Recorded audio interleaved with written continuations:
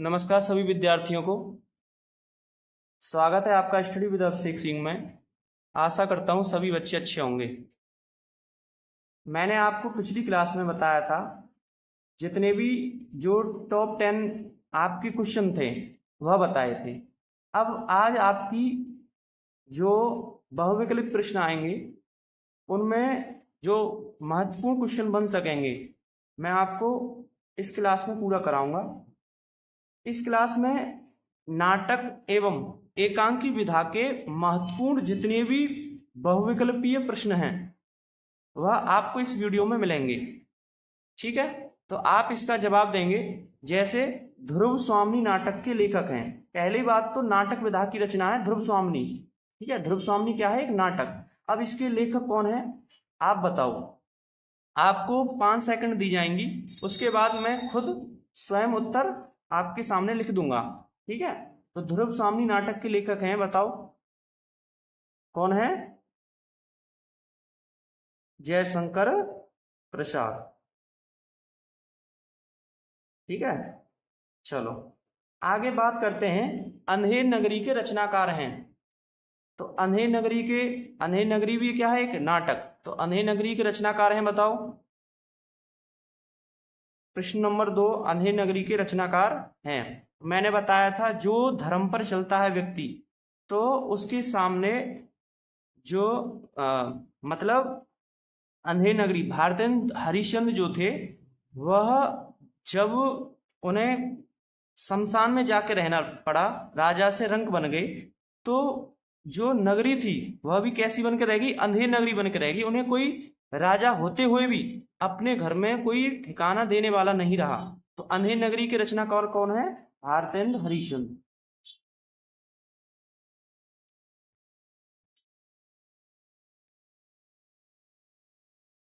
चलो आगे बात करेंगे। नाटक स्कंदगुप्त नाटक के लेखक हैं। तो स्कंदगुप्त, चंद्रगुप्त, ये सभी कौन के नाटक हैं? जयशंकर प्रसाद के।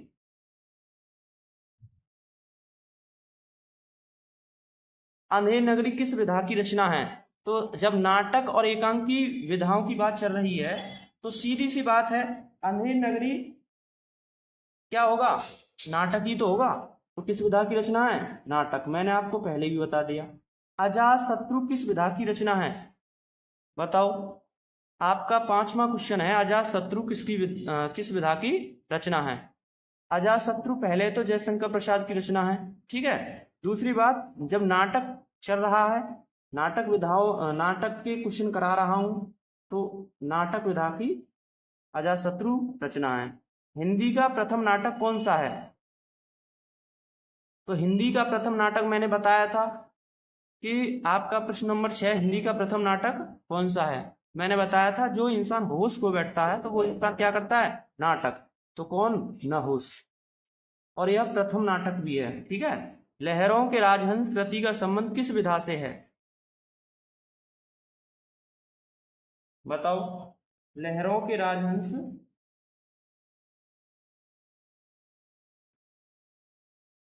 किस विधा से, बताओ भाई। जब नाटक विधा की रचना करा रहा हूं, इंपॉर्टेंट क्वेश्चन करा रहा हूं, तो नाटक विधा की तो रचना है।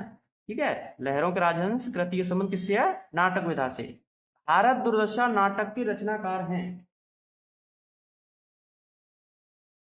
तो भारत दुर्दशा मतलब जब भारतेंद्र हरिश्चंद्र राजा से रंक बन गए तो भारत की दुर्दशा ऐसी हो गई, अंधेर नगरी बनकर रह गई। भारत की दुर्दशा इतनी बिगड़ गई कि उन्हें कोई आसरा देने वाला नहीं रहा। तो भारत दुर्दशा भी किसकी? भारतेंद्र हरिश्चंद्र।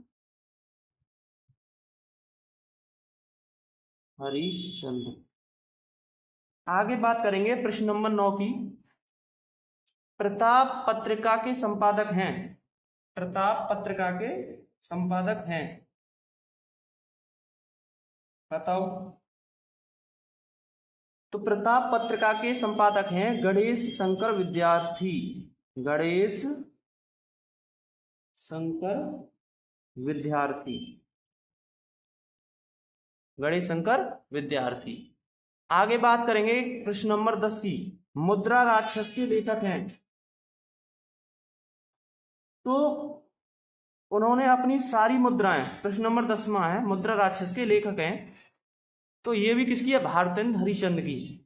उन्होंने अपनी जितनी भी मुद्राएं थी, सभी मुद्राएं, सभी पूरा राजपाट किसको दे दिया, एक ब्राह्मण को दे दिया।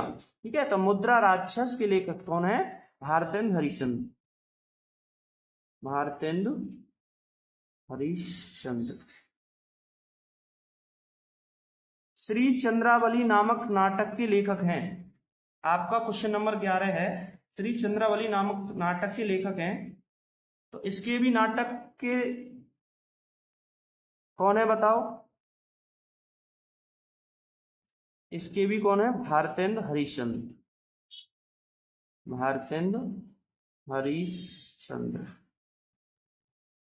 आगे बात करेंगे आधे अधूरे के लेखक हैं, तो कौन है, मोहन राकेश। मैंने बताया था यहां मोहन के संग कौन आनी थी, राधा आनी थी, लेकिन ये तो वैसे ही आधे अधूरे हो गए, तो मोहन राकेश। आधे अधूरे किसका नाटक है, मोहन राकेश का। चंद्रगुप्त नाटक के लेखक हैं, तो ऊपर मैंने आपको बताया था चंद्रगुप्त स्कंदगुप्त नाटक बताया था किसका, जयशंकर प्रसाद का। तो चंद्रगुप्त नाटक भी किसका है, जयशंकर प्रसाद का।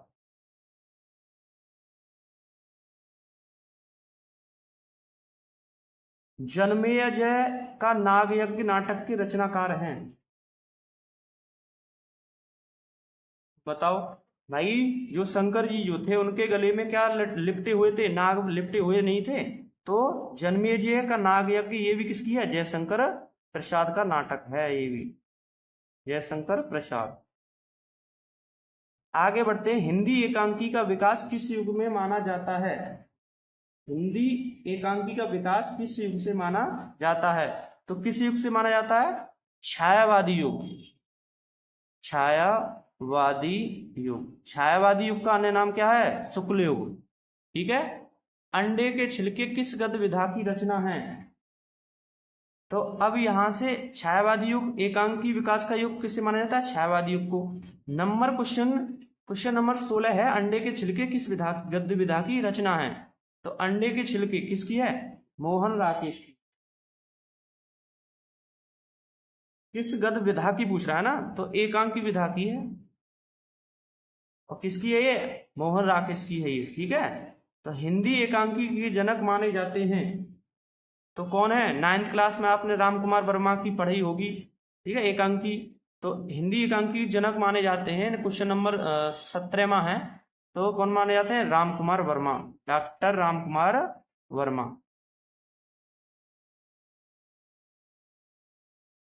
हिंदी में नाटक रचना का प्रारंभ किस युग की देन है, तो किस युग की देन है, आपका लास्ट क्वेश्चन 18वां। आप आज के जो टॉप 18 क्वेश्चन थे मैंने एकांकी और नाटक विधा में वह पूरे करा दिए। ठीक है, तो हिंदी में नाटक रचना का प्रारंभ किस युग की देन है बताओ, भारतेंदु युग की, इसकी है भारतेंदु युग।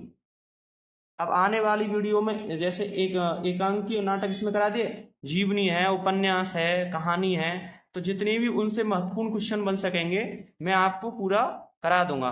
तो चैनल को ज्यादा से ज्यादा सब्सक्राइब करें, वीडियो को ज्यादा से ज्यादा शेयर किया करें, लाइक किया करें। ठीक है, और इसकी जो PDF है आपको डिस्क्रिप्शन में मिल जाएगी। ठीक है, वहां से इसका लाभ उठा सकते हैं, और अगर कुछ भी डाउट हुआ करे तो आप कमेंट कर सकते हैं, जिसका आपको जवाब कुछ समय बाद मिल जाएगा।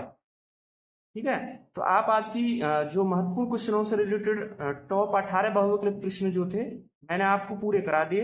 नाटक और एकांकी विधा के महत्वपूर्ण बहुविकल्पीय प्रश्न, ये आपकी दूसरी क्लास है, तो इसमें क्वेश्चनों से रिलेटेड 4-5 क्लास कराऊंगा, जिसमें आपका हिंदी गद्य साहित्य के जितने भी महत्वपूर्ण क्वेश्चन बन सकेंगे वह पूरे हो जाएंगे। ठीक है, धन्यवाद।